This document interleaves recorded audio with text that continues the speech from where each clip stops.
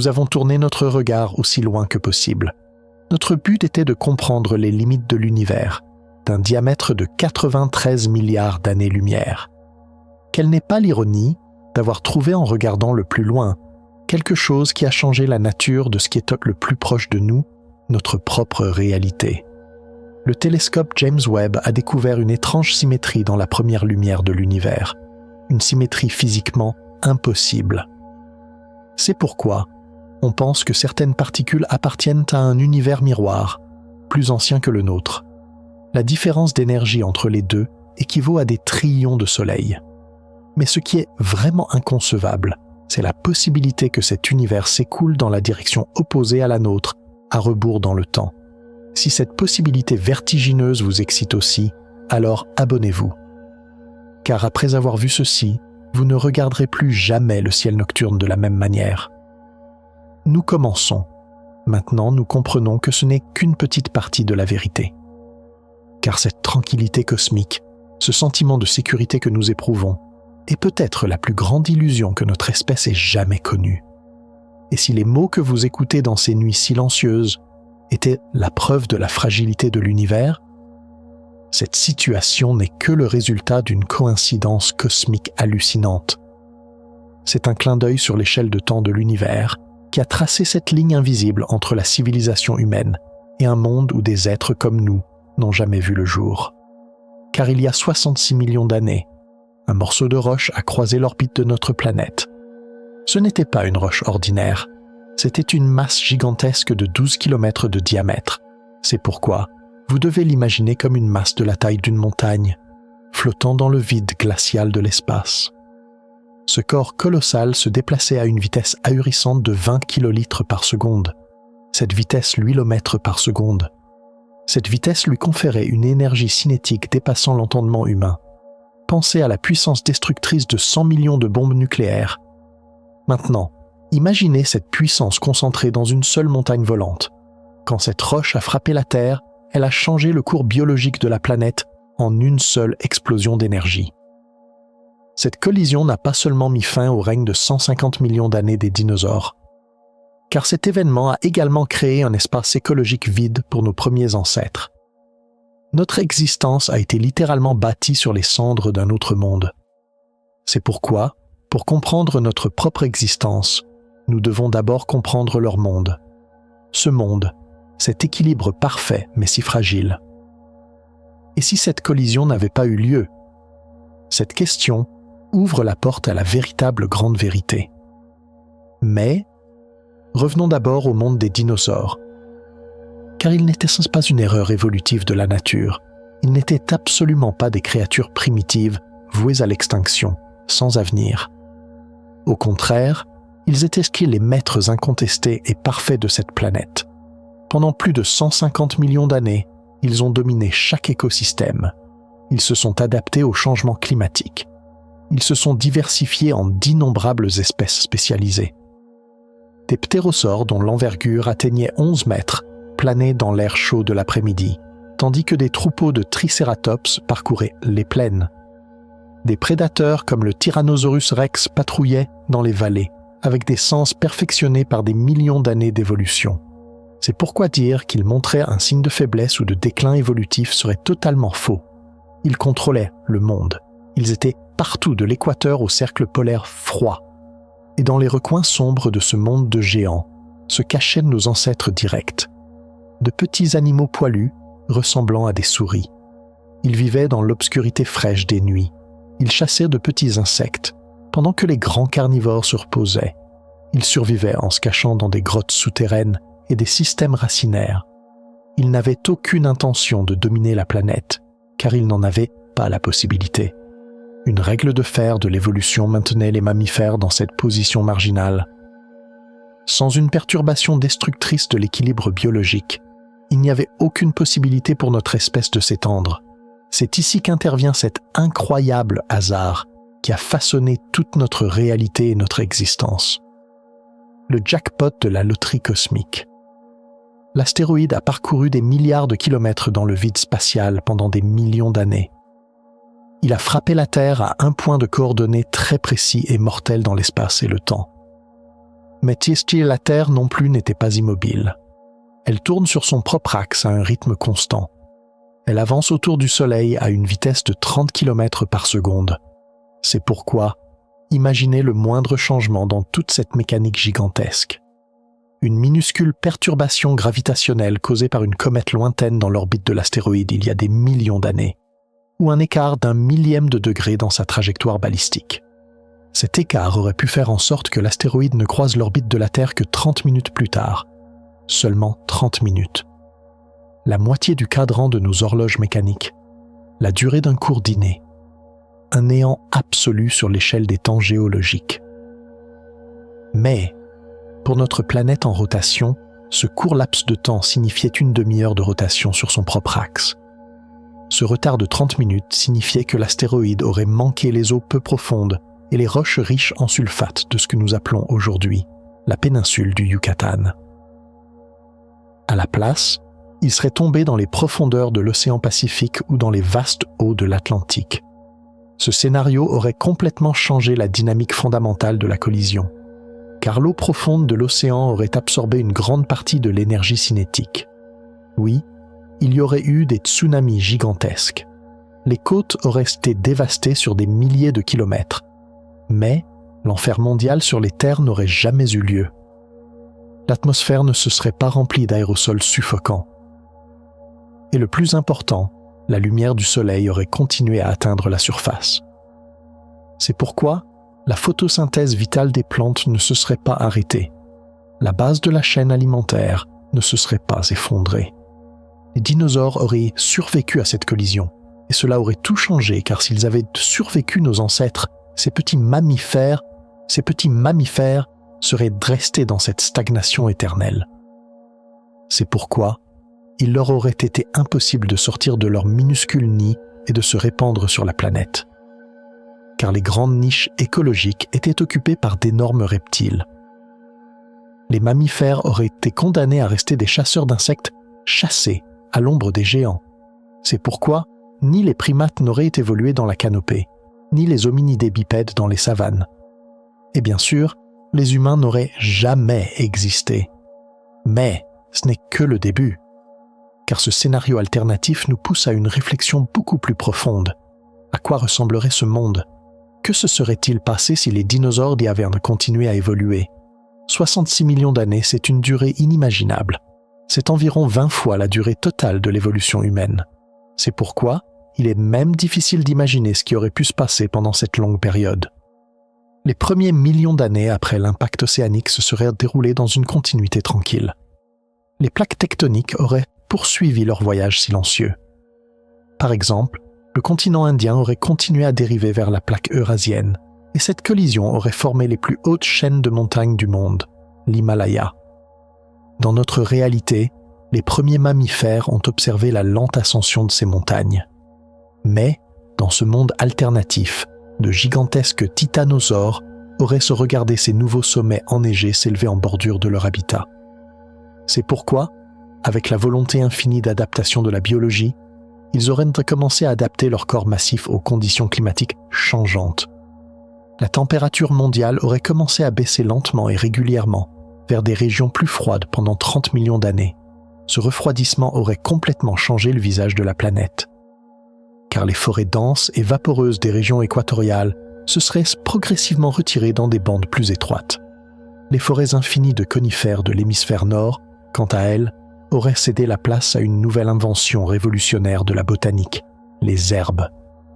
Les vastes plaines des continents se seraient recouvertes d'un tapis dur et résistant composé d'innombrables tiges vertes. L'herbe est une plante impitoyable dans la lutte pour la survie, car elle ne pousse pas par son extrémité exposée, mais par sa racine cachée dans le sol. Elle résiste au broutage incessant des animaux affamés avec une pure endurance. Elle enrichit ses cellules microscopiques avec des cristaux de silicate dur qu'elle puise dans le sol. C'est pourquoi elle forme des lames microscopiques sur ses feuilles, dissuadant les herbivores imprudents. Ces lames auraient rapidement usé les mailles dentaires des herbivores traditionnels, jusqu'aux nerfs sensibles de l'os. Les dinosaures herbivores auraient été confrontés à un défi écologique majeur. une nouvelle évolution alimentaire aurait commencé dans les steppes arides infinies. Les puissants troupeaux de Ceratopsia, les parents directs du Triceratops cornu, auraient trouvé une source de nourriture inépuisable dans ces prairies infinies. À condition, bien sûr, qu'ils puissent résoudre le problème de l'usure dentaire massive. C'est pourquoi la sélection naturelle a façonné de nouvelles merveilles anatomiques sur des dizaines de milliers de générations. Les crânes massifs de ces animaux se sont transformés en structures énormes et lourdes. Leurs mâchoires ont développé d'immenses batteries de dents profondément enracinées. Des centaines de dents de remplacement acérées étaient constamment poussées vers l'avant depuis l'os de la mâchoire. C'était comme un tapis roulant de broyage biologique infini. Imaginons un descendant hypothétique errant dans les plaines d'Asie 45 millions d'années plus tard. Un animal pesant 20 tonnes. Ses pattes ressemblent à d'énormes colonnes d'os et de fibres musculaires denses. Son énorme collerette est devenue une plaque géante et incurvée, couverte d'un réseau dense de vaisseaux sanguins pour la thermorégulation dans la chaleur torride de la steppe. Son bec forme un outil tranchant comme un rasoir, capable d'arracher des touffes d'herbes dures avec leurs racines du sol compact. Ils paissent dans les savanes ouvertes en troupeaux coordonnés de dizaines de milliers d'individus. Leurs pas lourds font vibrer la terre sur une vaste zone. En conséquence de ce changement, les prédateurs carnivores ont également dû subir une adaptation parallèle. Le Tyrannosaurus classique était un maître de l'embuscade mortelle dans les fourrés denses. Mais il ne trouvait plus d'abri protecteur dans les vastes steppes ouvertes. C'est pourquoi sa lignée s'est divisée en deux au cours d'impitoyables millions d'années. Certains descendants ont réduit leur taille corporelle, allongé leurs pattes et sont devenus des coureurs endurants et élancés. D'autres descendants ont conservé leur taille gigantesque et ont occupé uniquement la niche de charognard. Mais la véritable domination a été prise par les descendants des agiles dromaeosaures. Eux, dans notre histoire, ont fini en tant qu'ofossilisés dans les couches rocheuses poussiéreuses du désert de Gobi. Mais, dans cette chronologie alternative, ils ont utilisé le terrain découvert à leur avantage absolu et mortel. Ils ont atteint la taille des lions d'aujourd'hui. Leurs corps élancés se sont couverts d'une épaisse couche de duvet doux, les protégeant des nuits glaciales de la steppe. Et le plus important, ils n'étaient plus des chasseurs solitaires. Ils ont formé des meutes sociales, collaboratives et hautement complexes.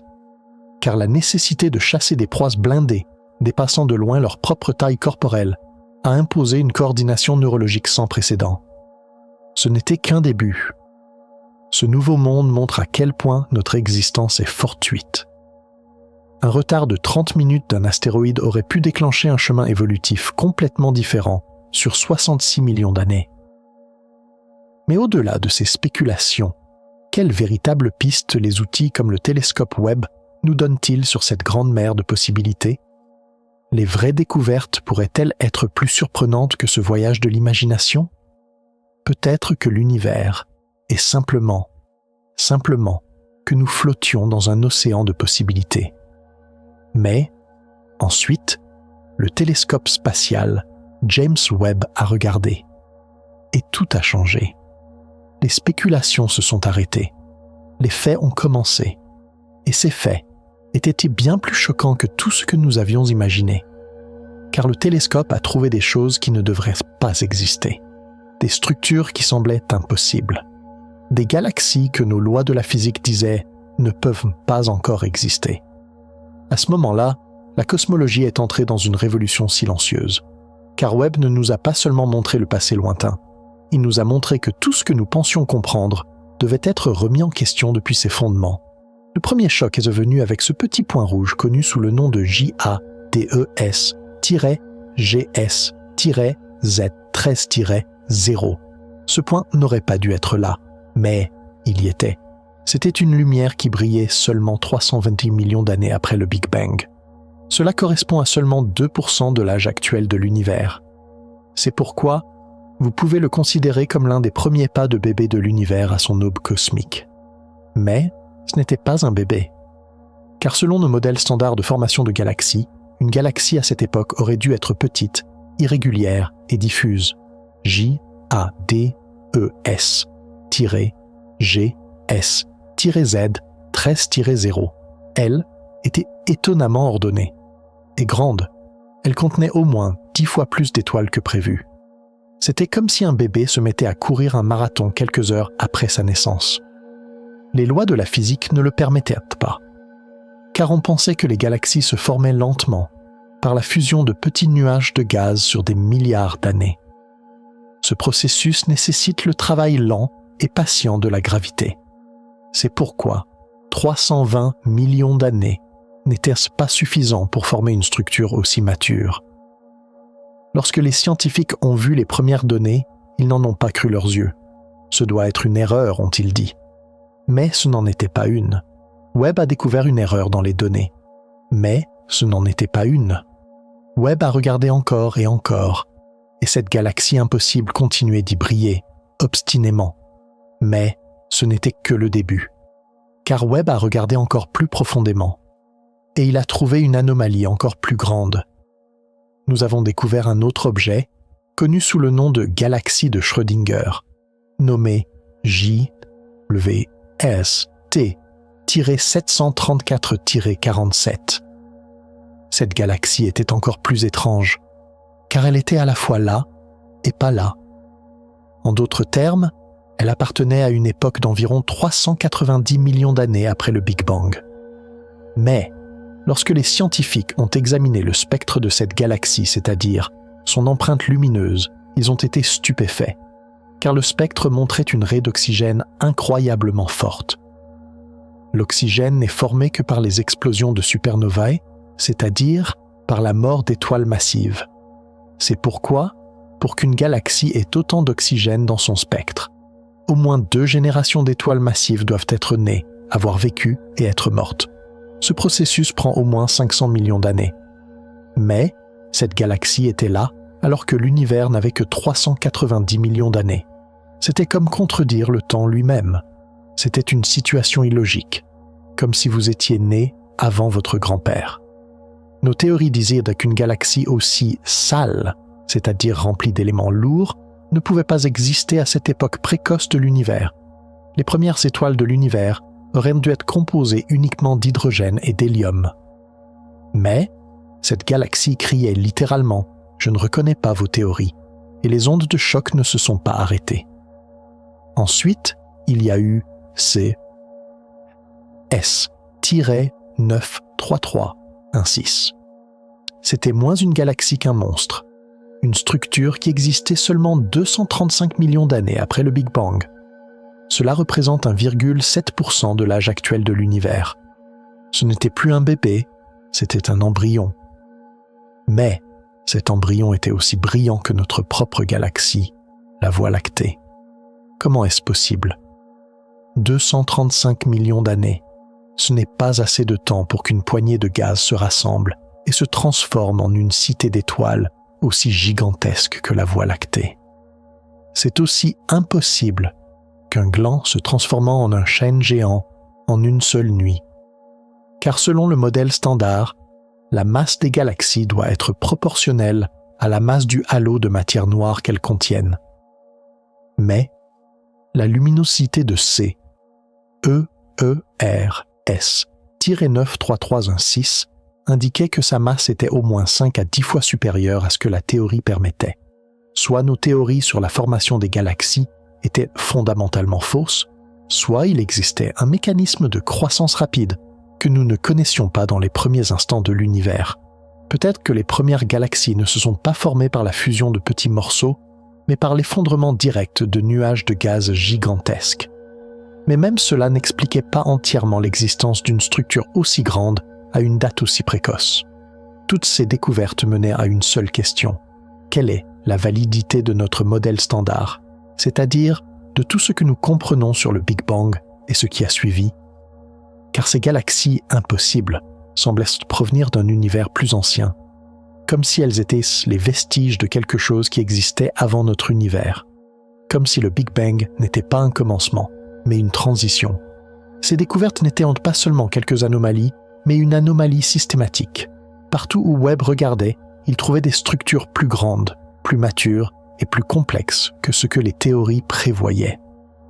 Cette situation a commencé à ébranler l'une des hypothèses les plus fondamentales de la cosmologie, à savoir que l'univers est le même partout et dans toutes les directions, isotrope et homogène. Et si l'univers n'était pas aussi homogène que nous le pensions? Et si nous vivions dans une région plus lente de l'univers et que tout se développait beaucoup plus rapidement ailleurs? Mais comment ces différences peuvent-elles s'expliquer? Cela nous mène à une idée beaucoup plus radicale. Peut-être que toutes ces structures sont simplement les premiers signes d'une structure plus grande, d'une réalité plus vaste, car ces galaxies impossibles n'étaient pas seules. Chaque nouvelle anomalie trouvée par Webb ajoutait une pièce encore plus déroutante au puzzle. Ces découvertes devenaient trop étranges pour être simplement expliquées comme des galaxies formées précocement. Cette situation nous poussait à remettre en question la nature même de l'univers. Peut-être que l'univers n'était pas une peinture dessinée sur une toile vierge, comme nous le pensions. Peut-être que la toile elle-même possédait un motif que nous ne pouvions pas voir, et puis Webb a trouvé des trous noirs supermassifs. Mais ce n'étaient pas des trous noirs comme nous les connaissions. Ils se trouvaient à une époque et en un lieu où ils ne devraient pas être à l'aube de l'univers. Prenez par exemple le trou noir au centre d'un quasar qui existait seulement 750 millions d'années après le Big Bang. Ce trou noir avait une masse de 10 milliards de fois celle du Soleil. Pensez un instant à ce chiffre. 10 milliards de soleils, en un seul point. C'est 2500 fois plus grand que Sagittarius. À étoile, le trou noir supermassif au centre de notre galaxie. Et ce monstre s'était formé alors que l'univers n'avait que 5% de son âge actuel. Comment est-ce possible? Car nous savons que les trous noirs commencent par la mort d'étoiles, puis grossissent lentement en avalant d'autres matières et étoiles. C'est un processus extrêmement lent.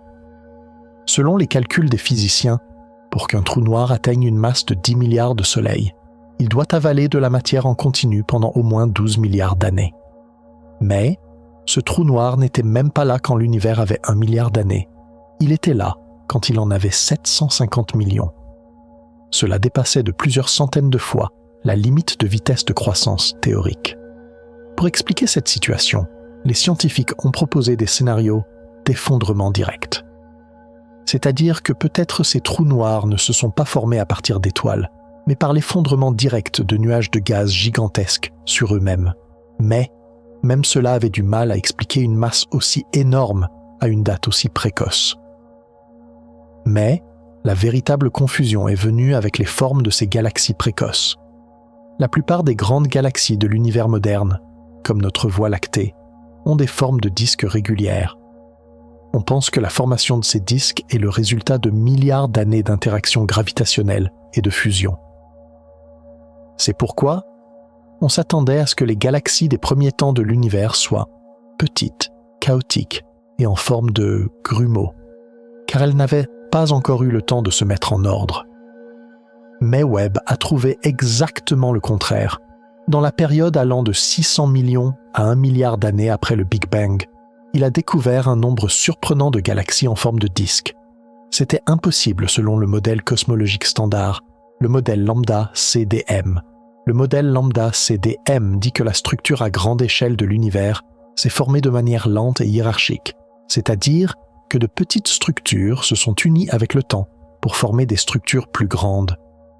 Selon ce modèle, le taux de galaxies à disque à cette époque précoce aurait dû être inférieur à 1%. Mais les découvertes de Webb ont montré que ce taux se situait entre 30 et 50%. C'était 50 fois plus que ce que prévoyait le modèle. Ce n'était pas seulement une anomalie, c'était la réfutation complète d'une prédiction fondamentale du modèle. Cette situation a suscité un grand débat dans la communauté scientifique. Certains ont suggéré que la nature de la matière noire était peut-être différente de ce que nous pensions. Peut-être que la matière noire jouait un rôle de squelette, aidant les disques galactiques à se former beaucoup plus rapidement. Toutes ces découvertes, mises ensemble, brossaient un tableau troublant. Des galaxies précocement formées et plus grandes que prévu, des trous noirs géants formés avant leur temps, et des structures de disques régulières apparaissant à une époque où elles ne devraient pas exister. C'était comme si l'univers après le Big Bang ne construisait pas tout, à partir de zéro, mais suivait un plan ou un moule préexistant. Lorsque nous assemblons ces pièces, une seule question nous vient à l'esprit. Comment est-ce possible? Si notre modèle standard ne peut pas expliquer ces observations, alors quel est le bon modèle? Comment toutes ces structures impossibles semblent-elles violer si ouvertement nos lois de la physique? Ces questions nous obligent à repenser non seulement la formation des galaxies, mais aussi les mécanismes et la structure les plus fondamentaux de l'univers. Peut-être que le problème ne réside pas dans les galaxies ou les trous noirs. Peut-être que le problème est caché dans la texture même de l'univers, ce que nous appelons le vide. Cette texture pourrait ne pas être aussi lisse et homogène que nous le pensions. Mais comment fonctionne cette texture? Quel pourrait être le mécanisme sous-jacent qui rend possible ces formations précoces? La réponse à ces questions nous mènera peut-être non seulement à une nouvelle cosmologie, mais aussi à l'univers. Alors comment ça marche? Qu'y a-t-il derrière la technologie qui nous permet de voir ces structures apparemment impossibles, ces murmures venus d'au-delà du temps, après le rythme effréné des découvertes que nous avons vues, avec la vitesse choquante de la partie 2 ralentissons un peu maintenant? Car pour comprendre pourquoi ces découvertes sont si révolutionnaires, nous devons plonger dans l'âme de la machine qui nous les a apportées, le télescope spatial James Webb. Ce n'est pas seulement un télescope plus grand. C'est un œil conçu avec une philosophie complètement différente, qui change fondamentalement notre façon de voir l'univers. Maintenant, explorons une par une les couches de cette technologie et comprenons comment cette magie opère. Avant tout, le secret le plus fondamental de Webb est qu'il voit dans une lumière que nous ne pouvons pas voir, l'infrarouge. Pensez-y de cette façon. Imaginez que vous entrez dans une pièce remplie d'une épaisse fumée. Avec vos yeux, c'est-à-dire avec la lumière visible, il est impossible de voir l'autre bout de la pièce. Mais si vous utilisez une caméra thermique, c'est-à-dire un détecteur infrarouge, vous pouvez facilement voir la chaleur corporelle des personnes derrière la fumée, c'est-à-dire leur rayonnement infrarouge. L'univers est ainsi. En particulier, les endroits où naissent les étoiles et où se forment les premières galaxies sont couverts de nuages de gaz et de poussière gigantesques. Les télescopes comme Hubble ont du mal à voir derrière cette poussière, car la lumière visible est absorbée ou diffusée par cette poussière. Mais la lumière infrarouge peut traverser cette fumée cosmique. C'est pourquoi Webb peut regarder dans les coins les plus secrets de l'univers, dans les maternités d'étoiles. Mais la vraie magie ne s'arrête pas là, car la vision infrarouge est aussi une machine à remonter le temps. Comme l'univers est en expansion, la lumière qui part de galaxies très lointaines pour nous atteindre s'étire pendant son voyage. Tout comme le son d'une ambulance dont la longueur d'onde s'allonge, et le son devient plus grave lorsqu'elle s'éloigne de vous, la longueur d'onde de la lumière s'allonge aussi et se décale vers le rouge.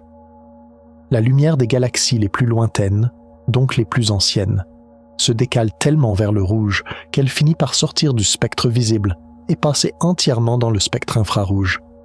Webb est conçu pour voir cette large gamme d'infrarouge de 0,6 micromètres, lumière orange, à 28,5 micromètres. C'est une plage bien au-delà de la capacité infrarouge limitée de Hubble, ce qui lui permet de capter même la lumière la plus ancienne, la plus décalée vers le rouge, la plus faible de l'univers. Cette capacité est en fait le seul œil capable de voir les 300 premiers millions d'années de l'univers. Mais, pour voir cette lumière infrarouge, il faut d'abord la capturer. Et capturer la lumière, c'est comme collecter l'eau de pluie avec un seau géant. Plus votre seau est grand, plus vous collectez d'eau. En cosmologie, le seau est le miroir du télescope et l'eau, ce sont les photons. Le deuxième secret de Webb, c'est cet immense seau collecteur de lumière, le miroir principal du télescope d'un diamètre de 6,5 mètres est une merveille d'ingénierie. Ce miroir n'est pas seulement plus grand que le miroir de 2,4 mètres de Hubble. Il représente une philosophie fondamentalement différente. La surface de collecte de lumière du miroir de Webb est d'environ 25 mètres carrés. C'est environ 6 fois plus que la surface de 4,5 mètres carrés de Hubble. C'est pourquoi Webb peut détecter des objets 6 fois plus faibles que ce que Hubble peut voir dans le même laps de temps. Cet immense miroir n'est pas d'une seule pièce, car il est impossible de lancer un miroir de cette taille dans l'espace. À la place avec un design inspiré de l'art de l'origami, il est composé de 18 segments hexagonaux de beryllium. Ces segments sont pliés lors du lancement et se déploient dans l'espace pour former une surface parabolique parfaite. Chaque segment est poli avec une précision atomique et recouvert d'une couche d'or ultra mince pour réfléchir la lumière infrarouge avec une efficacité de plus de 99%. Car l'or est l'un des meilleurs réflecteurs de lumière infrarouge. Cet immense et parfait miroir permet à Webb de capturer même les photons uniques et précieux provenant de ces galaxies impossibles à des milliards d'années-lumière. Chaque photon est un indice, et Webb collecte ces indices mieux que quiconque. Cependant, posséder un miroir géant et des détecteurs infrarouges ne suffit pas, car le plus grand ennemi de l'astronomie infrarouge est encore la lumière infrarouge elle-même, la chaleur. Le troisième secret de Webb, et peut-être le plus impressionnant, est son froid glacial. Imaginez-le ainsi, vous êtes assis près d'un feu de camp par une nuit froide, essayant de voir les faibles étoiles derrière le feu. L'éclat et la chaleur du feu vous éblouissent et vous empêchent de voir les étoiles. C'est pourquoi vous placez un bouclier entre votre visage et le feu. C'est exactement ce que fait Webb. Le Soleil, la Lune et même la Terre elle-même sont des feux de camp géants pour le télescope, émettant constamment un rayonnement infrarouge. Si Webb n'est pas protégé de cette chaleur, ses propres détecteurs seront aveuglés par cette chaleur et il ne pourra jamais voir les faibles signaux venant de l'univers. Pour résoudre ce problème, Webb dispose d'un pare-soleil géant à 5 couches de la taille d'un court de tennis. Ce bouclier d'environ 21 mètres sur 14 mètres est fait de kapton, un matériau ultra mince et réfléchissant. Ces 5 couches, grâce aux espaces sous vide entre elles, réduisent la température d'environ 85 degrés Celsius du côté faisant face au Soleil à un froid glacial de moins 233 degrés Celsius du côté où se trouvent le miroir et les instruments du télescope. C'est une différence de température de plus de 300 degrés, et cette isolation incroyable empêche la propre chaleur du télescope de perturber les signaux qu'il collecte. Grâce à ce bouclier, Webb est constamment exposé au froid de l'espace lointain, dans l'un des coins les plus froids et les plus sombres de l'univers. Ce froid absolu crée le silence absolu qui lui permet d'entendre les secrets les plus anciens de l'univers. Nous avons donc 3 piliers fondamentaux. Une vision infrarouge qui lui permet de voir derrière les rideaux de poussière de l'univers et dans les profondeurs du temps. Un seau collecteur de lumière géant qui lui permet de capter même les plus faibles murmures et un froid glacial qui rend tout cela possible. Lorsque ces 3 merveilles technologiques se combinent, elles font de Webb bien plus qu'un télescope. C'est une machine à découverte. Mais ce matériel n'est que la moitié de l'histoire. Car le télescope n'est pas seulement un miroir et un bouclier. Il a aussi un cerveau qui transforme ses photons en informations significatives. Et ce cerveau est en soi une autre merveille technologique. Car la vraie magie commence au moment où ce photon frappe un détecteur, et ce photon frappe un détecteur. C'est pourquoi le 4e secret de Webb réside dans ces instruments extraordinairement sensibles. Ces instruments constituent le cerveau du télescope. Car un télescope ne prend pas seulement des images, il analyse également l'empreinte de la lumière, c'est-à-dire son spectre. Cela nous permet de comprendre non seulement où se trouve un objet, mais aussi de quoi il est fait, à quelle température il se trouve et à quelle vitesse il se déplace. La caméra principale de Webb, la NIRCam, Near Infrared Camera, est au cœur de ce travail. NIRCam ne se contente pas de prendre des images d'une beauté à couper le souffle. Elle est aussi incroyablement sensible. Elle est si sensible que si nous pouvions voir une guêpe sur la Lune, Webb pourrait détecter la chaleur émise par cette guêpe depuis la Terre. Cette caméra utilise une mosaïque de 10 détecteurs au mercure cadmium tellurure. Chaque détecteur a une résolution de 2048 fois 2048 pixels. Cela signifie une résolution totale de plus de 40 mégapixels. Mais ces pixels ne sont pas ordinaires, car ils sont conçus pour détecter même l'énergie d'un seul photon infrarouge. Cette sensibilité incroyable permet à Webb de voir les objets les plus faibles et les plus lointains de l'univers avec une clarté stupéfiante. L'image du champ profond que Hubble a mis des semaines à observer Webb a pu la créer en seulement 12,5 heures et avec une résolution bien plus élevée. C'est une augmentation révolutionnaire de la vitesse et de l'efficacité en astronomie. Mais Prendre simplement la photo d'une galaxie, c'est comme regarder la photo d'identité d'une personne. Pour comprendre qui elle est, ce qu'elle fait, il faut lui parler. En astronomie, cette conversation se fait par spectroscopie. Le 5e secret de Webb est son instrument appelé NIRSPEC, Near Infrared Spectrograph. C'est le véritable centre de puissance scientifique du télescope. NIRSPEC décompose la lumière provenant d'un objet en ses couleurs composantes, c'est-à-dire ses longueurs d'onde, tout comme un prisme décompose la lumière du Soleil en un arc-en-ciel. Cet arc-en-ciel ou spectre contient une quantité incroyable d'informations sur la composition chimique, la température, la densité et la vitesse de cet objet.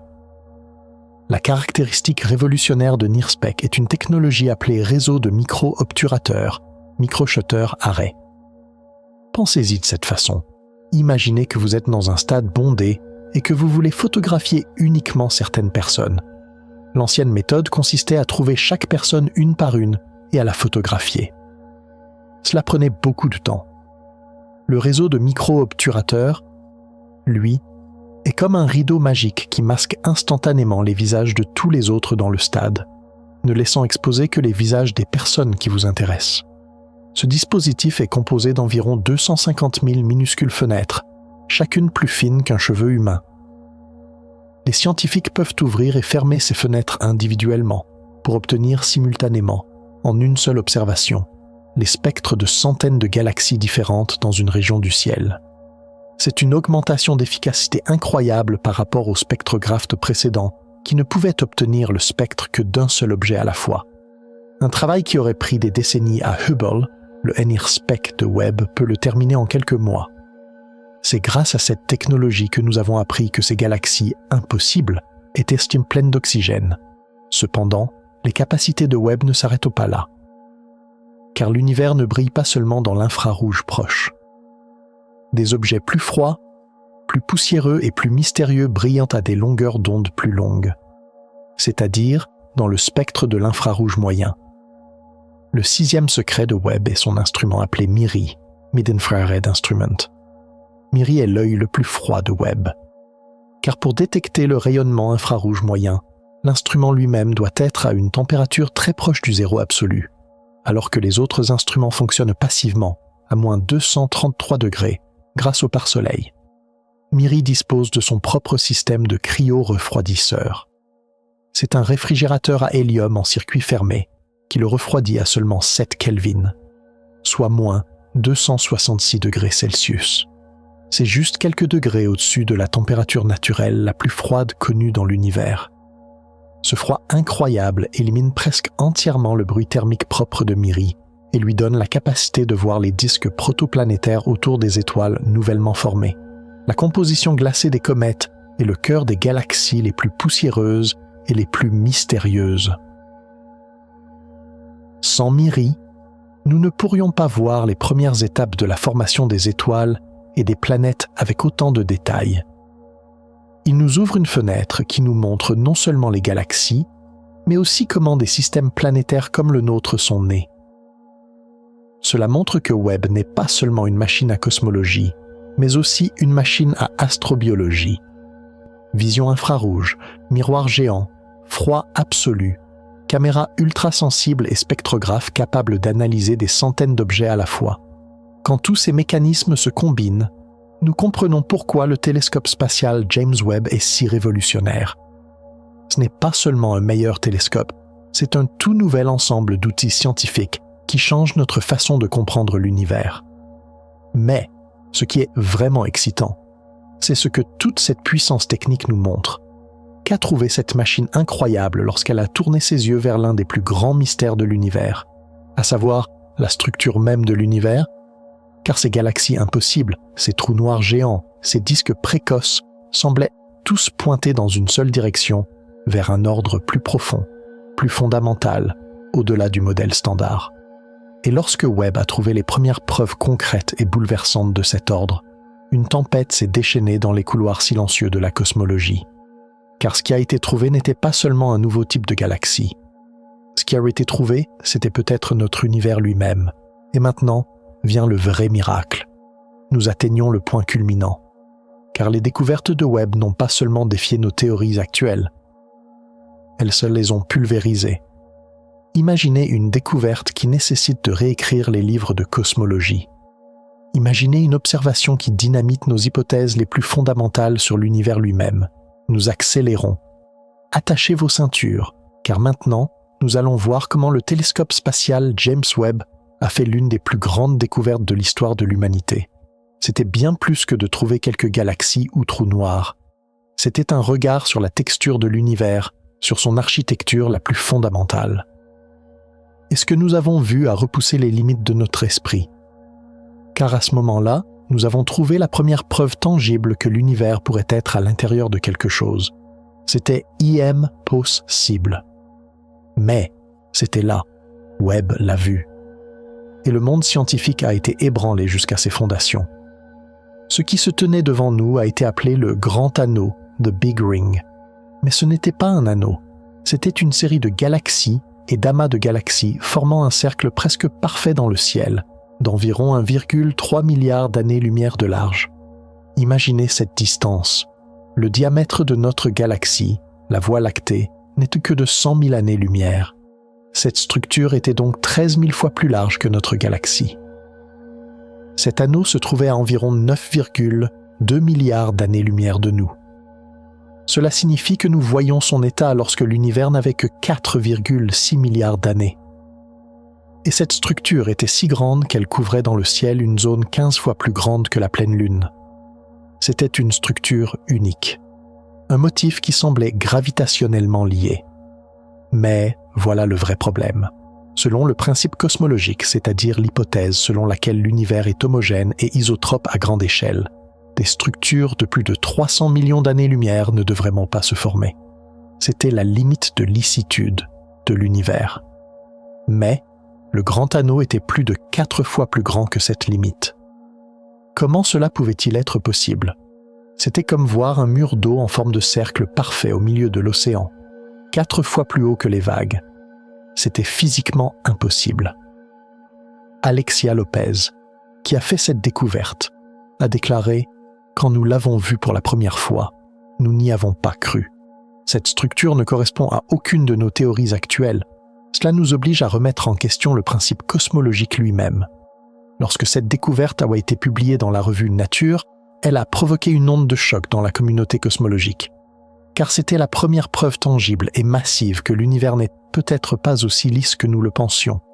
Mais ce n'était pas une coïncidence, car la même équipe de recherche avait trouvé, quelques années plus tôt, dans la même région du ciel et à presque la même distance, une autre structure gigantesque, le Grand Arc, The Giant Arc. C'était une chaîne de galaxies s'étendant en forme de croissant, longue de 3,3 milliards d'années-lumière. Oui, vous avez bien entendu, 3,3 milliards d'années-lumière. C'était 11 fois plus grand que la taille maximale autorisée par le principe cosmologique. Cette structure était l'une des plus grandes structures connues de l'univers, et elle se trouvait dans le même voisinage cosmique que le Grand Anneau. Deux structures gigantesques et impossibles se tenaient très proches l'une de l'autre dans le ciel. C'était comme si la foudre frappait 2 fois au même endroit. Mais la probabilité était bien plus faible qu'une chance sur 1 million. Statistiquement, la probabilité que ces deux structures soient si proches et si grandes par hasard était inférieure à 1 sur 100 000, 0,001%. Ce n'était plus une anomalie, c'était un motif. Alexia Lopez a déclaré « Quand on prend ces deux structures ensemble, elles nous disent qu'elles pourraient faire partie de quelque chose de beaucoup plus grand. Cela signifie que la structure à grande échelle de l'univers pourrait être beaucoup plus complexe que ce que notre modèle standard prédit.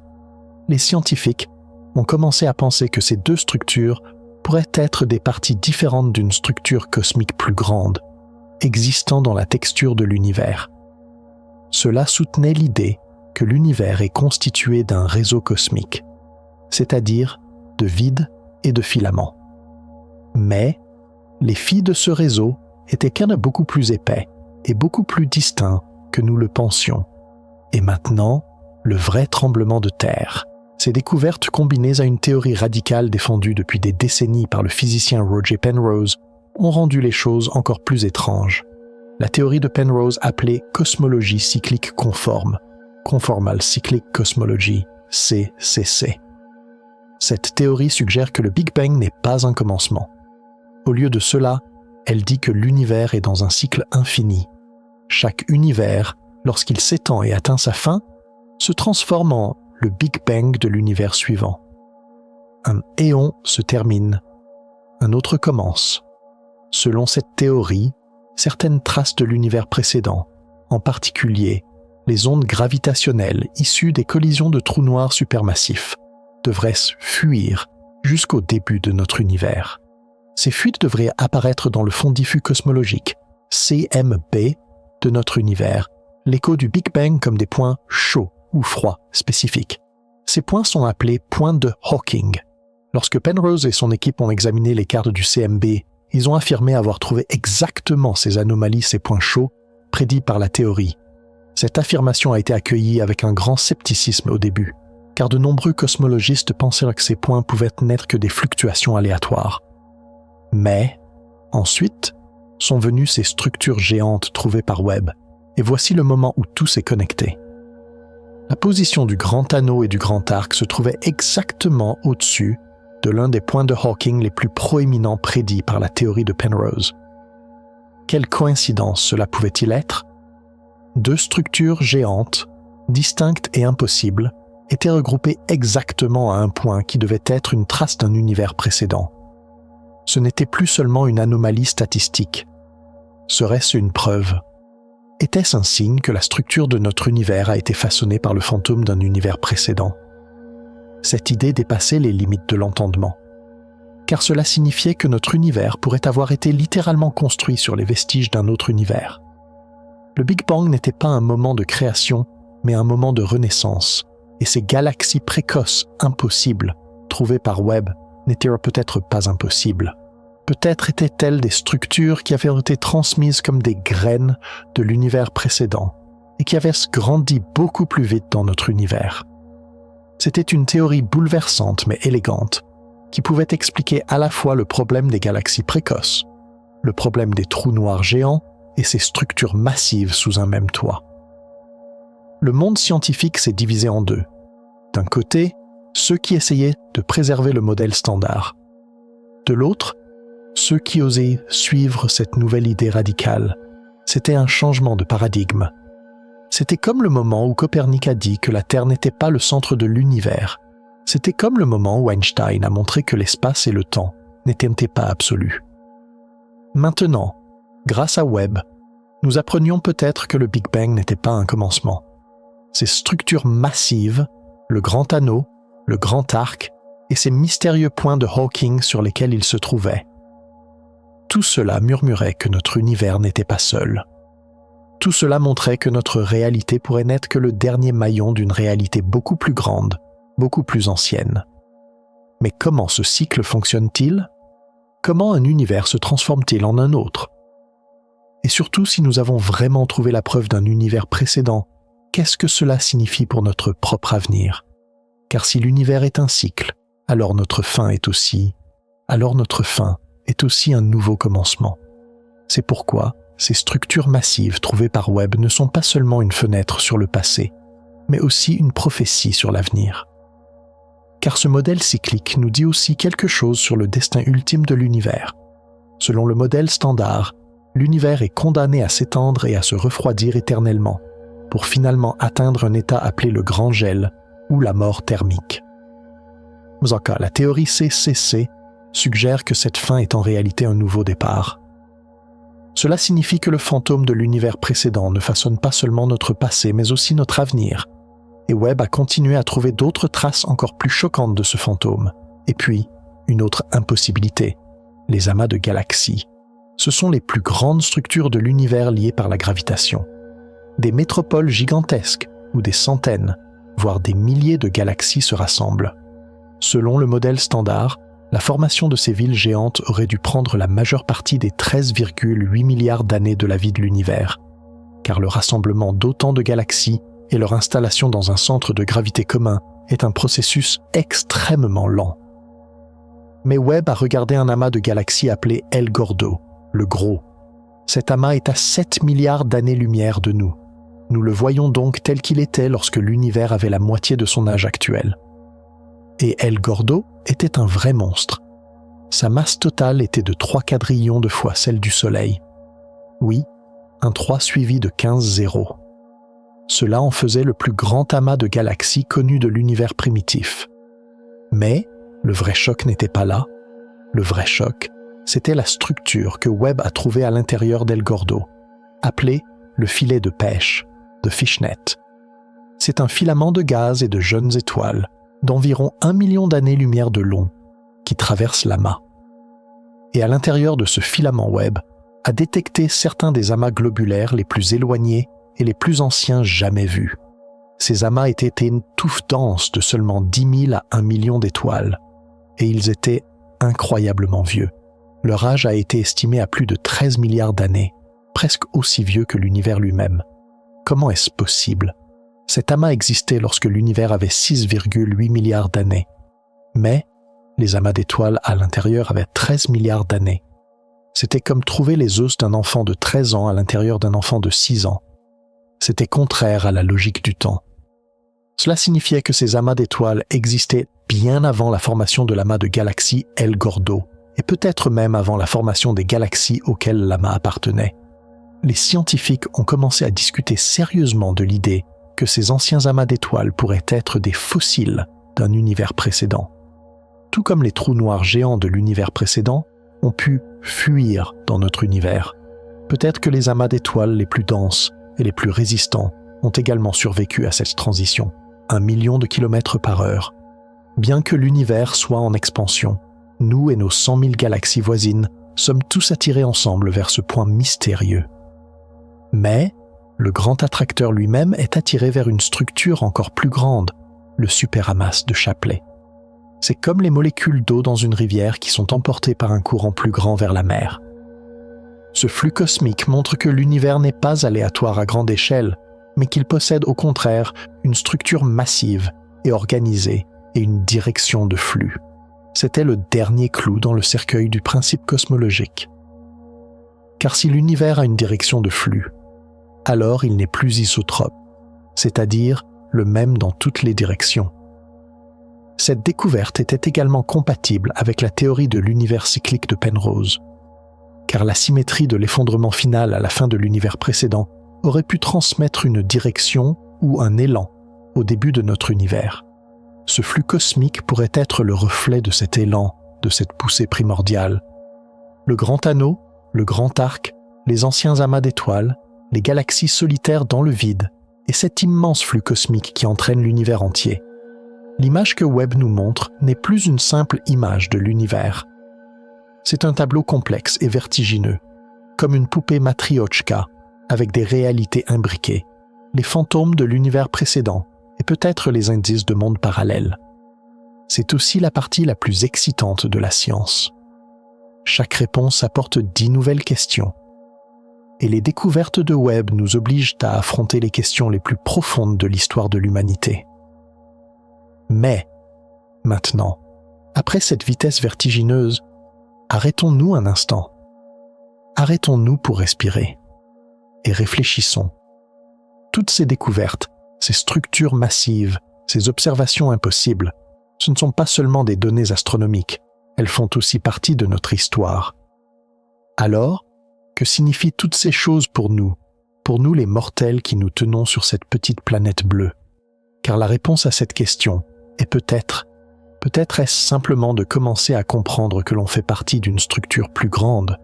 Et maintenant, après cette vitesse vertigineuse, arrêtons-nous un instant. Arrêtons-nous pour respirer et réfléchissons. Car toutes ces découvertes, ces structures massives, ces observations impossibles, ne sont pas seulement des données astronomiques, elles font aussi partie de notre histoire. Et maintenant, nous faisons face à la question la plus importante. Quelle est notre place dans toute cette infinité? Parmi ces milliards d'années-lumière, ces milliards d'années, ces univers imbriqués, où nous situons-nous, nous les mortels qui nous tenons sur cette petite planète bleue, dans ce grand tableau? La réponse à cette question n'est cachée ni dans les télescopes, ni dans les équations. La réponse à cette question est cachée en nous, dans cette conscience miraculeuse qui reçoit ces informations les traitent et leur donnent un sens, car ces découvertes nous confrontent au premier et plus fondamental des paradoxes, le paradoxe de la grandeur infinie et de la petitesse absolue. D'un côté, il y a l'univers ahurissant que Webb nous montre avec un diamètre dépassant les 93 milliards d'années-lumière, abritant plus de 2 trillions de galaxies. Des structures comme le Grand Anneau, large d'1,3 milliard d'années-lumière, sont des motifs géants tissés dans la texture de l'univers. C'est une échelle où notre esprit humain, nos mots et nos métaphores sont insuffisants. De l'autre côté, il y a vous, une structure organique d'environ 1,7 mètre. Dans cet univers gigantesque, un point plus petit qu'un atome, d'une insignifiance incommensurable. Comment ces deux réalités peuvent-elles exister simultanément ? Comment cette grandeur incommensurable peut-elle abriter cette petitesse incommensurable ? Et vous, dans cette petitesse, pouvez-vous penser à cette grandeur ? Le côté tragique de cette question est que nous n'atteindrons jamais physiquement cette grandeur. Nous n'irons jamais dans ces galaxies, nous ne marcherons jamais à l'intérieur de ces structures massives. Nos corps sont à jamais confinés dans la biosphère délicate de cette planète. Les distances que même la lumière met des milliards d'années à parcourir sont pour nous un obstacle infini. C'est une sorte de prison cosmique. C'est comme être assis dans une cellule, sachant qu'il existe un royaume infini au-delà des murs, mais comprendre que vous ne pourrez jamais y mettre les pieds. Cela recèle une profonde mélancolie, une tristesse. Mais c'est ici qu'intervient ce mot magique. Mais, oui, nous n'irons jamais dans ces galaxies. Mais nous pouvons les regarder. Nous pouvons les comprendre. Les photons qui ont quitté ces galaxies il y a des milliards d'années peuvent franchir cette distance ahurissante et, à cet instant précis, tomber sur la rétine de votre œil. Ce photon a frappé le miroir de 6,5 mètres de Webb, est passé par un instrument, s'est transformé en une image sur un écran, et se transforme maintenant en une pensée, un émerveillement, une question dans votre conscience. Cela équilibre la tristesse de ne pas pouvoir atteindre physiquement, avec la beauté unique et glorieuse de pouvoir comprendre. Et vous, dans ce tout petit corps, vous avez le pouvoir de reconstruire mentalement cet univers gigantesque. Vous faites aussi partie de cet univers. Les atomes qui composent ce grand anneau et les atomes de votre corps ont été forgés dans les fourneaux des mêmes étoiles. Vous êtes la manière dont l'univers se pense lui-même, se comprend lui-même et s'émerveille de lui-même. C'est pourquoi votre petitesse n'est pas une malédiction, mais un privilège. Car c'est seulement en regardant depuis cette perspective minuscule, fragile et limitée, que la grandeur de l'univers trouve son vrai sens. Et cela nous amène à un deuxième paradoxe, plus personnel, le paradoxe du temps infini et de l'instant fugace. D'un côté, il y a un univers avec un passé de 13,8 milliards d'années et un avenir qui durera peut-être des trillions d'années. Le règne de 150 millions d'années des dinosaures nous semble une éternité. Ces premières galaxies que Webb regarde viennent d'une époque où le temps lui-même n'était encore qu'un bébé. Le temps géologique s'écoule à une lenteur qui dépasse notre entendement.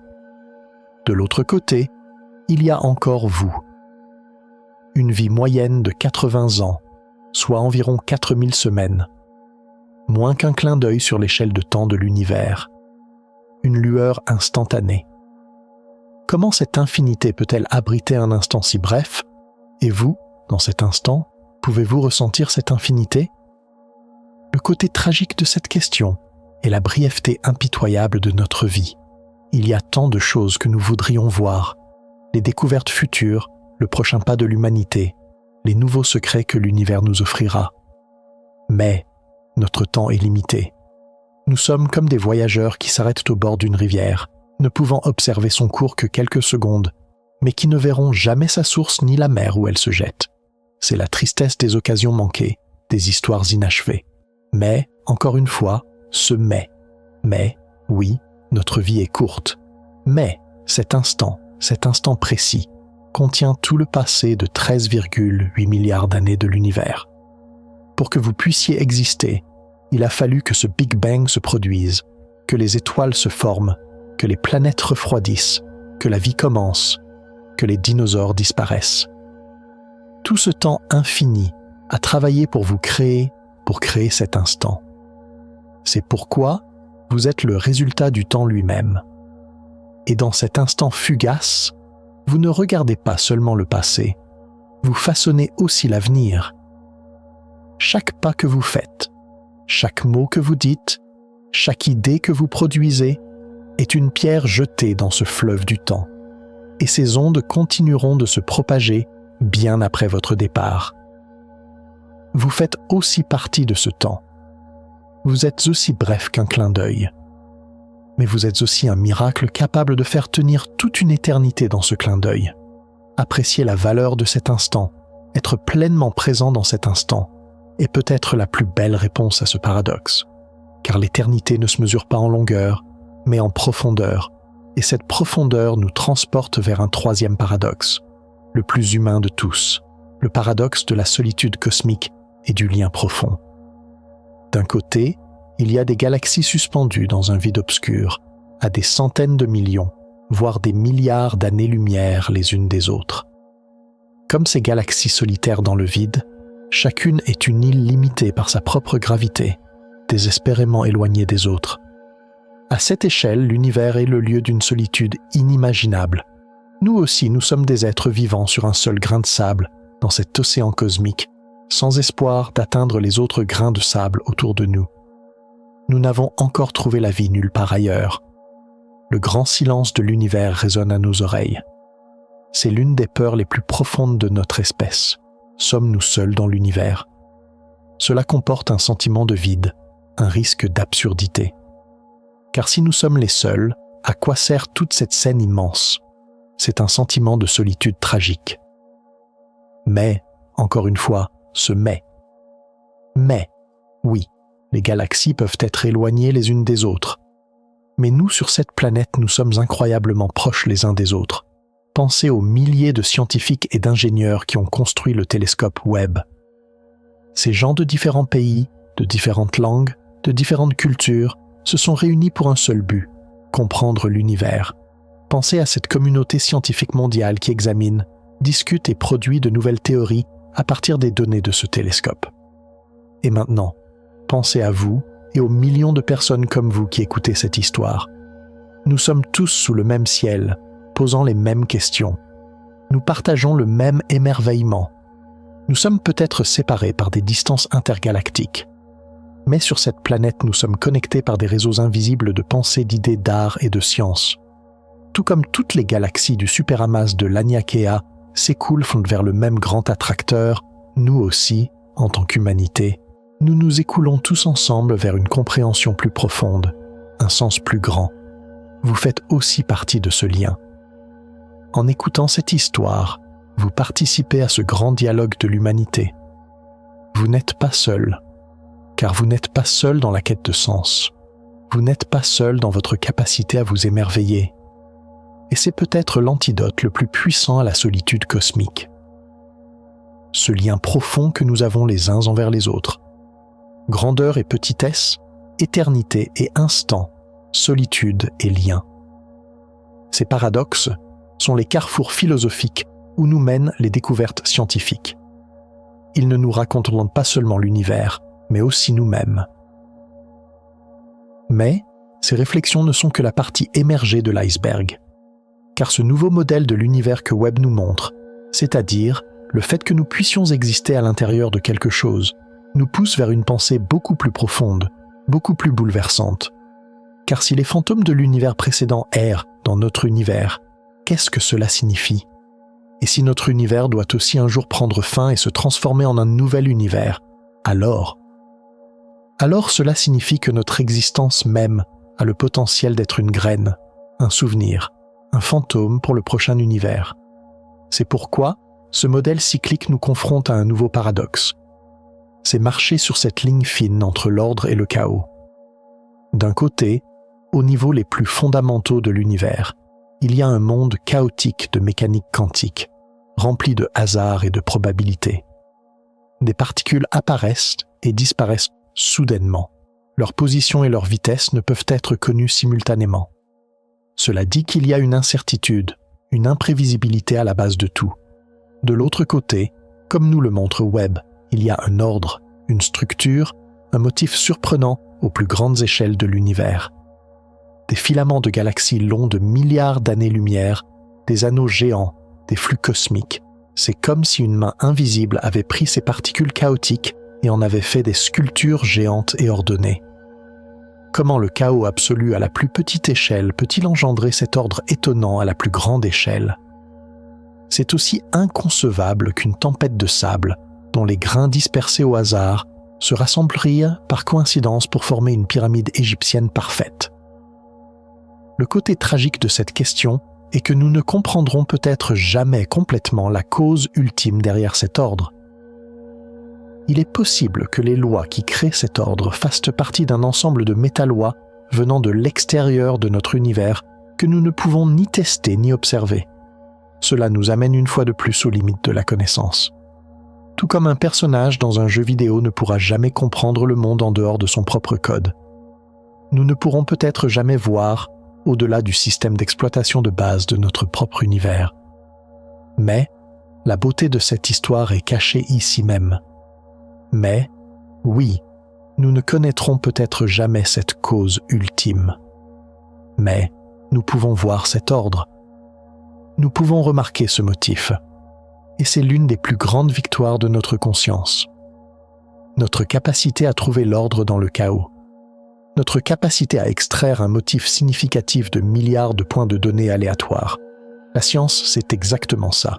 Remarquer cet ordre n'est pas seulement un exercice intellectuel, c'est aussi une expérience esthétique et spirituelle profonde.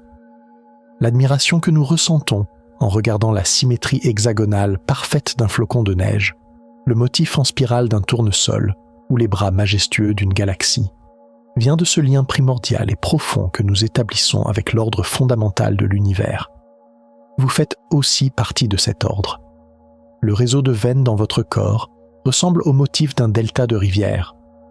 Le code de votre ADN est un ensemble d'informations incroyablement complexes, mais tout aussi ordonnées.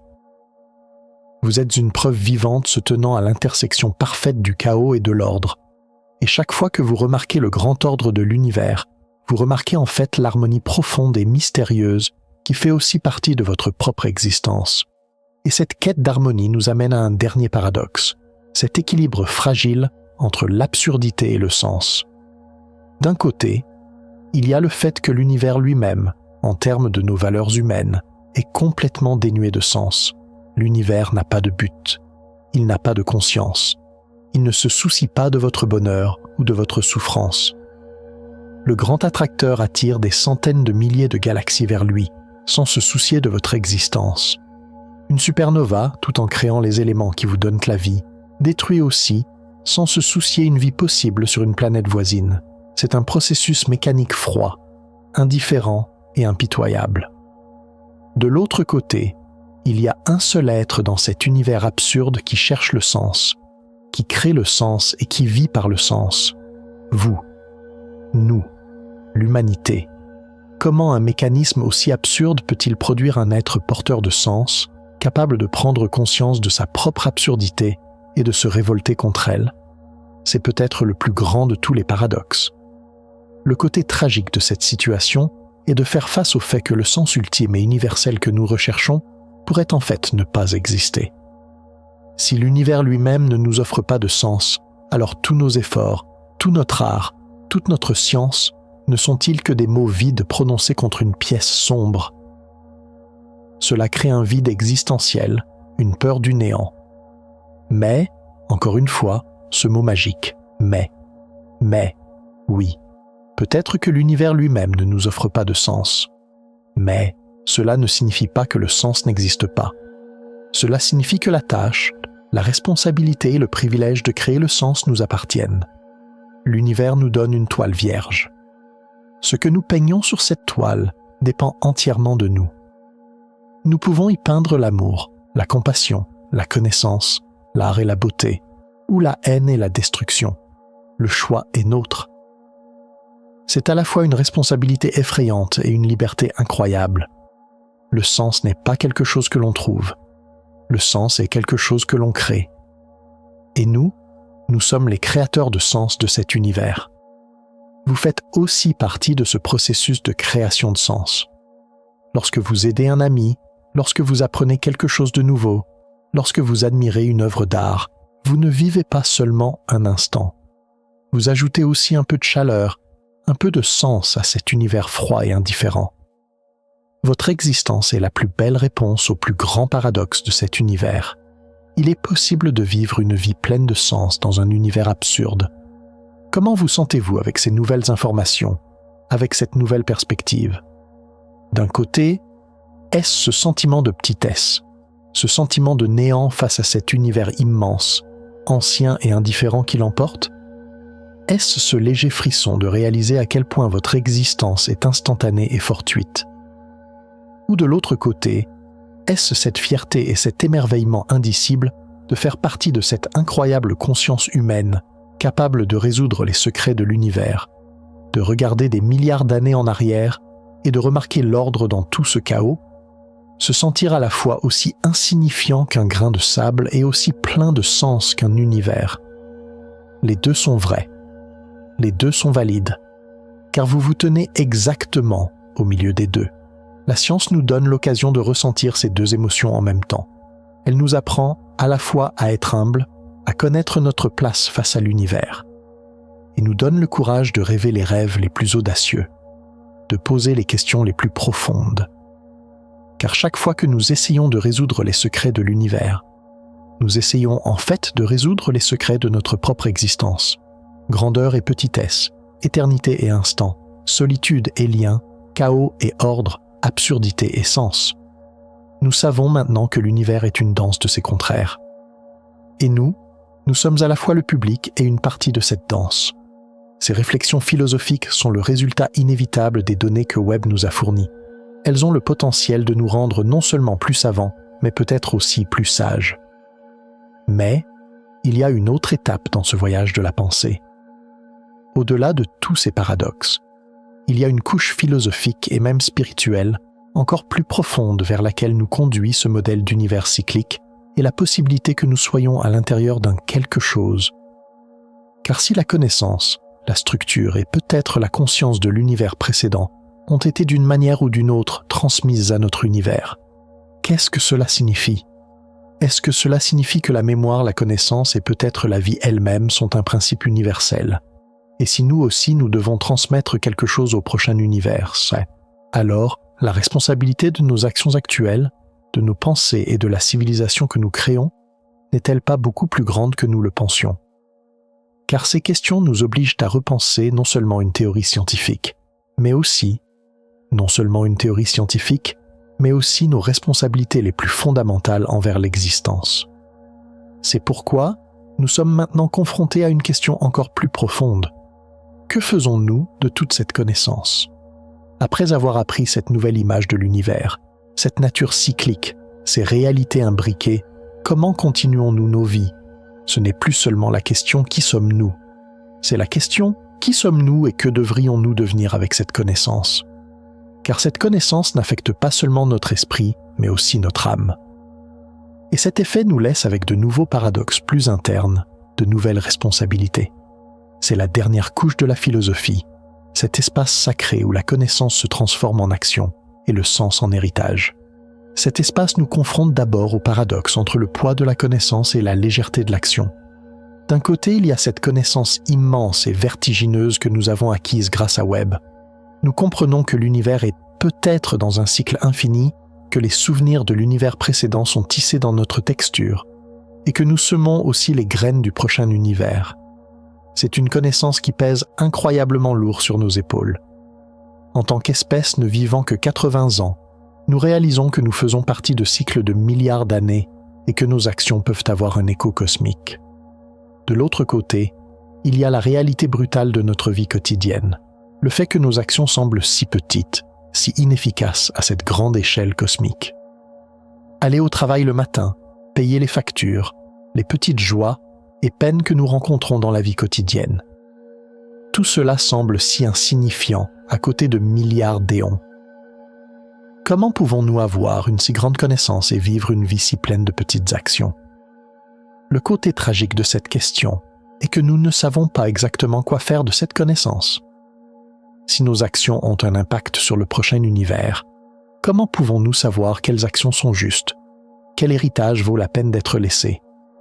C'est comme une fourmi essayant de décider à quoi devrait ressembler la prochaine forêt. Cette responsabilité énorme peut nous paralyser. Elle peut rendre nos actions vides de sens, car rien de ce que nous faisons ne semble pouvoir faire une différence à cette échelle gigantesque. Mais cette histoire a aussi un beau côté.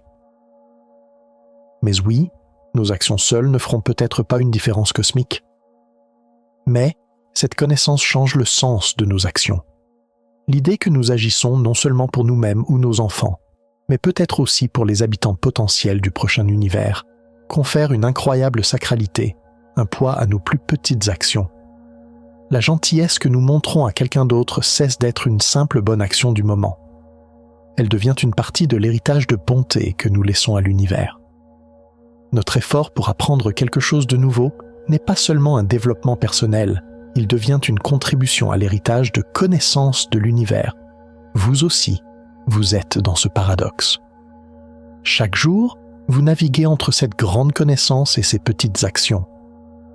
Mais, n'oubliez pas que ces petites actions, mises ensemble, forment une rivière.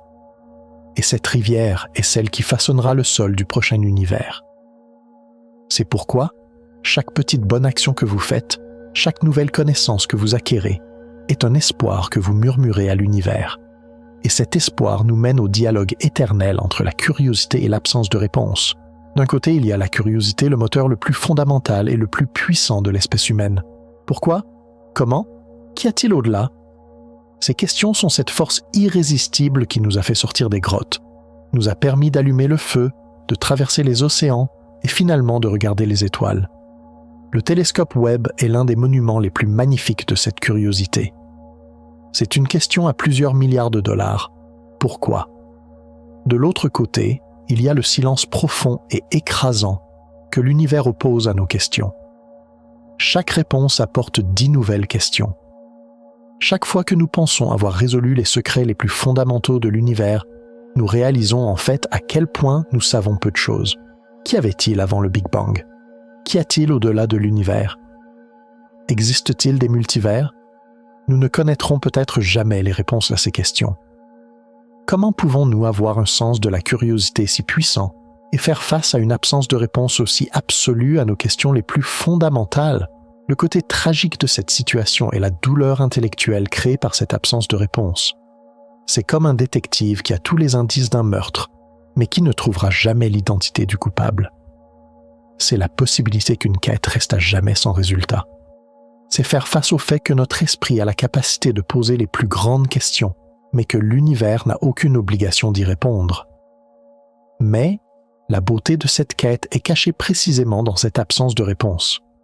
Mais, oui, nous ne trouverons peut-être jamais ces réponses ultimes.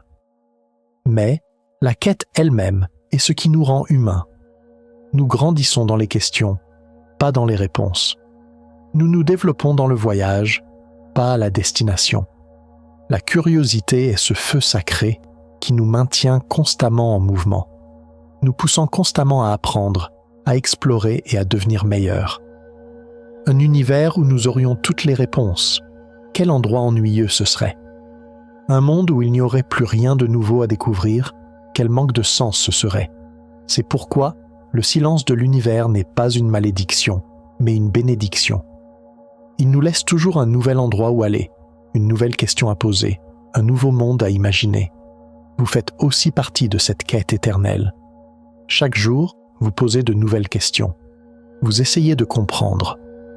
Et tant que vous poserez ces questions, vous contribuerez à cette grande aventure de l'humanité.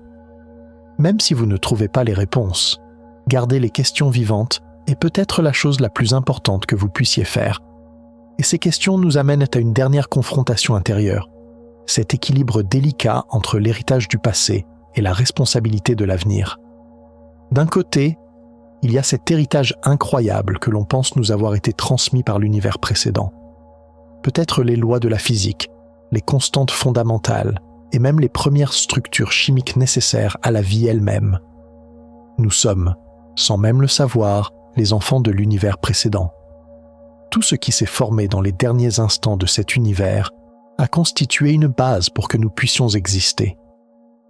Nous marchons sur l'héritage d'un univers qui a vécu et a disparu il y a des milliards d'années, dont nous ne connaissons même pas le nom. De l'autre côté, il y a la responsabilité écrasante de l'héritage potentiel que nous laisserons au prochain univers. Si ce modèle cyclique est correct, alors notre civilisation, notre science, notre art, notre philosophie, tout cela n'est pas seulement pour nous, ils peuvent être des points de Hawking, des graines d'information pour les formes de conscience qui émergeront dans le prochain éon. Comment pouvons-nous à la fois avoir un si grand héritage du passé et porter une si grande responsabilité envers l'avenir? Le côté tragique de cette situation est le risque d'être écrasé par cette responsabilité. Nous sommes une espèce qui a du mal à résoudre même les problèmes de notre propre planète, qui se débat avec les guerres, la haine et l'ignorance. Alors que nous avons du mal à protéger notre propre maison, comment pouvons-nous penser au destin du prochain univers? Cela semble être une tâche qui dépasse nos capacités. Cela peut nous pousser au désespoir. Mais il y a aussi une beauté incroyable dans cette responsabilité. Mais, oui, nous sommes une espèce imparfaite. Mais nous sommes aussi une espèce capable de créer des merveilles comme Webb, d'essayer de résoudre les secrets les plus profonds de l'univers, de produire des concepts comme l'amour et la compassion. Cette responsabilité envers l'avenir nous donne un but. Elle nous donne la force de dépasser les conflits quotidiens, de nous concentrer sur une image plus grande. Elle nous motive à devenir de meilleures personnes, une meilleure civilisation, car nous travaillons maintenant non seulement pour nous-mêmes, mais aussi pour les innombrables possibilités qui viendront après nous. Vous êtes un maillon de cette chaîne. Vous êtes à la fois le porteur de cet héritage infini du passé et la graine de ce potentiel infini qui s'étend vers l'avenir. Chaque souffle que vous prenez est un cadeau du passé. Chaque décision que vous prenez est un message pour l'avenir. Vivre avec cette conscience peut donner à votre vie une profondeur complètement différente, un sens complètement différent, le poids de la connaissance, l'infinité de la curiosité et la responsabilité de l'avenir. Ces pensées sont les dernières étapes philosophiques où nous mènent les découvertes de Webb. Elles nous emmènent des plus grandes échelles du cosmos pour nous plonger dans les couches les plus profondes et les plus intérieures de notre propre existence. Mais ce processus d'approfondissement ne s'arrête pas là, car à l'intersection de toutes ces pensées, il y a une dernière question, une dernière réflexion qui nous attend. Si l'univers est vraiment un cycle, et que l'information est d'une manière ou d'une autre transmise d'un univers à l'autre, alors où se situe ce que nous appelons la conscience dans ce tableau? La conscience peut-elle aussi faire partie de ce cycle? Cela nous oblige à remettre en question non seulement une théorie scientifique, mais aussi à nous demander si la conscience elle-même est un phénomène cosmique. C'est pourquoi cette dernière couche philosophique nous laisse avec l'un des paradoxes les plus troublants, mais aussi les plus porteurs d'espoir, la finitude physique et l'infinité potentielle. D'un côté, il y a la réalité de la fin inévitable de nos corps et même de notre civilisation. Nous sommes des formes de vie organique à base de carbone. Un jour, nous mourrons. Notre espèce disparaîtra un jour. Notre soleil s'éteindra un jour. Et finalement, cet univers lui-même prendra fin, soit par un grand effondrement, soit par un grand gel. Tout a une fin. C'est une conséquence inévitable de l'une des lois les plus fondamentales de la physique, la loi de l'entropie. De l'autre côté, si le modèle cyclique est correct, il y a le potentiel que l'information et la structure survivent que d'une manière ou d'une autre à cette fin et soient transmises à un nouvel univers. Cela signifie que la conscience, l'art, les mathématiques, c'est-à-dire les valeurs les plus abstraites et immatérielles que nous avons créées, pourraient devenir un code génétique pour le prochain univers. Comment la finitude physique absolue peut-elle coexister avec une infinité potentielle aussi incroyable? Le côté tragique de cette question est que ce potentiel n'est jamais garanti. Nous ne savons pas comment cette transmission fonctionne. Nous ne savons pas ce qui est transmis et ce qui est perdu. Peut-être que seules les lois physiques les plus fondamentales sont transmises. Peut-être que le riche monde de sens que nous avons créé est complètement effacé à la fin de chaque cycle. C'est la possibilité que tous nos efforts, tout notre héritage soit complètement oublié lors du prochain souffle de l'univers. C'est la tristesse d'un oubli ultime. Mais, dans cette incertitude, se cache aussi un espoir incroyable. Mais, oui, il n'y a aucune garantie. Mais, et s'il y avait une possibilité? Et si un sonnet de Shakespeare, un concerto de Mozart ou une équation d'Einstein pouvait d'une manière ou d'une autre, en tant que fragment d'information, influencer les premières fluctuations quantiques au début du prochain univers? Cela ajoute une toute nouvelle dimension à nos actions. Cela fait de nous les gardiens non seulement de notre propre espèce, mais potentiellement d'une chaîne de conscience infinie. Cette idée nous fait passer de simples héritiers passifs à des créateurs actifs, des architectes futurs de l'univers. Vous êtes aussi un porteur de ce potentiel. Chaque pensée dans votre esprit, chaque émotion que vous ressentez, chaque information que vous apprenez est une note ajoutée à cet héritage cosmique potentiel. Peut-être que la plupart de ces notes se perdront, mais peut-être qu'une seule d'entre elles pourrait être la première note qui lancera le premier chant du prochain univers. Et cette possibilité est une vie qui vaut la peine d'être vécue. Et cette possibilité nous amène à la confrontation finale entre l'existence individuelle et l'intégrité universelle. D'un côté, il y a votre conscience individuelle unique, singulière et irremplaçable. Vos souvenirs, vos joies, vos peines, vos rêves. Tout cela crée un monde intérieur qui n'appartient qu'à vous dans cet univers, que personne d'autre ne peut expérimenter pleinement. Vous êtes dans un univers de 13,8 milliards d'années, le seul souverain de ce petit royaume, infiniment riche qui vous est propre. C'est la sacralité de l'individualité, de la personnalité et du soi. De l'autre côté, il y a le fait que cette conscience individuelle n'est en fait pas quelque chose de séparé de l'univers lui-même. Les atomes qui vous composent ont été forgés à l'intérieur d'étoiles qui ont explosé il y a des milliards d'années. Les lois de la physique qui régissent les signaux électriques dans votre cerveau sont les mêmes lois qui régissent les étoiles dans les galaxies les plus lointaines. Vous n'êtes pas une chose séparée de l'univers. Vous êtes l'univers lui-même. Vous en faites partie. Comment pouvons-nous être à la fois un individu si unique et séparé et un tout si profondément et inséparablement lié? Le côté tragique de cette question est le sentiment inévitable de solitude que notre individualité apporte. Notre monde intérieur, nos sentiments les plus profonds, nous ne pourrons jamais les transmettre complètement à quelqu'un d'autre, peu importe nos efforts. Chacun de nous vit sur sa propre île du soi, essayant de construire des ponts vers les autres îles. C'est un sentiment d'isolement fondamental. Mais il y a aussi un réconfort incroyable dans cette intégrité. Mais, oui, peut-être ne serons-nous jamais complètement compris. Mais nous faisons déjà partie d'un tout. Nous ne sommes pas seuls, car nous n'avons jamais été séparés. Comme une vague dans l'océan qui se croit séparée de l'océan, nous nous croyons séparés de l'univers. Mais une vague n'est que la manière dont l'océan s'exprime. Et nous ne sommes que la manière dont l'univers s'exprime, se connaît, se ressent. Cette prise de conscience nous libère des limites étroites de l'ego individuel. Au lieu de nous inquiéter uniquement pour nous-mêmes, en tant que partie de l'ensemble, nous ressentons également une responsabilité pour son bien-être. Vous êtes aussi dans cette danse. Vous êtes à la fois un flocon de neige unique et l'hiver infini auquel ce flocon de neige appartient. Lorsque vous prenez conscience de cette dualité même, la peur de la mort peut perdre son sens. Car si vous faites partie de l'univers, alors comment pouvez-vous disparaître? Vous ne faites que changer de forme. Une vague, lorsqu'elle frappe le rivage, ne disparaît pas. Elle retourne simplement à l'océan. À la fin de ce long et profond voyage, comment vous sentez-vous? Face à ces cycles infinis, ces réalités imbriquées et ces paradoxes vertigineux, quelle émotion résonne dans votre esprit? Peut-être que le sentiment de petitesse et de néant que vous ressentiez au début a laissé place à une paix profonde, à une acceptation.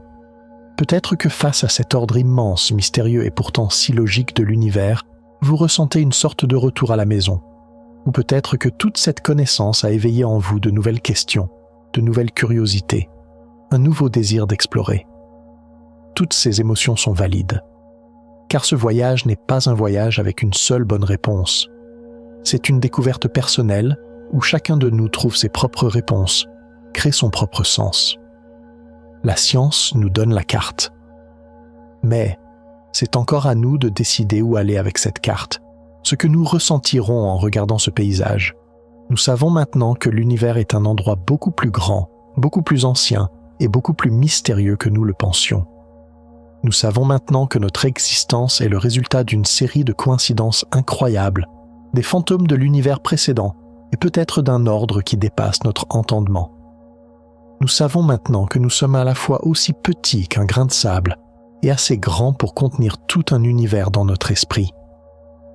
À la fin de cette longue nuit, ce voyage philosophique touche aussi lentement à sa fin. Cette aventure, qui nous a mené des galaxies impossibles que nous avons vues à la nature cyclique de l'univers, et de là aux couches les plus profondes de notre propre existence, nous a rappelé une seule chose: l'effort de comprendre est peut-être le plus beau phénomène de l'univers.